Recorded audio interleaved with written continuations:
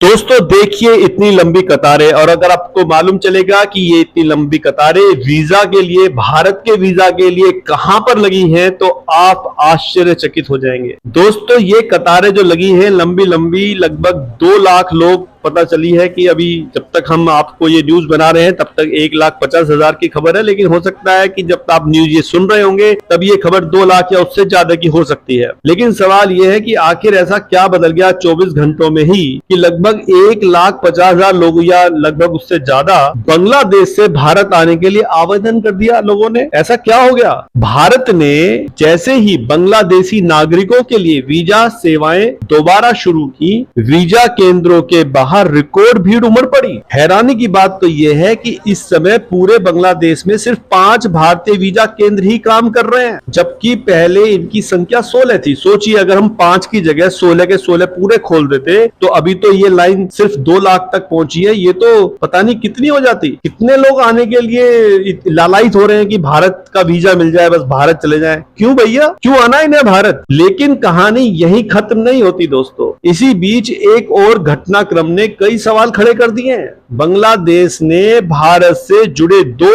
अहम रणनीतिक प्रोजेक्ट चीन को सौंप दिए। पहला मोंगला प्रोजेक्ट और दूसरा तीस्ता नदी का प्रोजेक्ट, जो भारत के संवेदनशील चिकन नेक क्षेत्र के करीब है। अब जरा इस भीड़ की सबसे बड़ी वजह भी जान लीजिए कि ये लाइन में क्यों लगे हैं। वीजा के लिए आवेदन करने वालों में बड़ी संख्या ऐसे लोगों की बताई जा रही है जो भारत में इलाज करवाना चाहते हैं, यानी मेडिकल सुविधाओं के लिए इनकी पहली पसंद भारत है, चाइना नहीं है। प्रोजेक्ट ये देंगे चाइना को, तीस्ता नदी का प्रोजेक्ट, मोंगला प्रोजेक्ट ये चाइना को देंगे, ये बांग्लादेश। लेकिन जब इनको इलाज कराना होगा तो ये भारत के लिए लाइन लगाकर खड़े होते हैं। देखिए आप। और अब इस महिला को ध्यान से देखिए। ये भारतीय हाई कमिश्नर दिनेश त्रिवेदी से अपने पति के लिए मेडिकल वीजा की गुहार लगा रही है। इसका कहना है कि भाई उसे वीजा नहीं मिला, वीजा दिला दो, प्लीज वीजा दिला दो। यहीं से कहानी नया मोड़ लेती है। ये भी दावा किया जा रहा है कि इस महिला का जो पति है वो जमाते इस्लामी से जुड़ा हुआ नेता है। अब बोलेंगे आप जमाते इस्लामी क्या है? जमाते इस्लामी वही संगठन है जिसने अभी कुछ दिन पहले भगवान राम की जो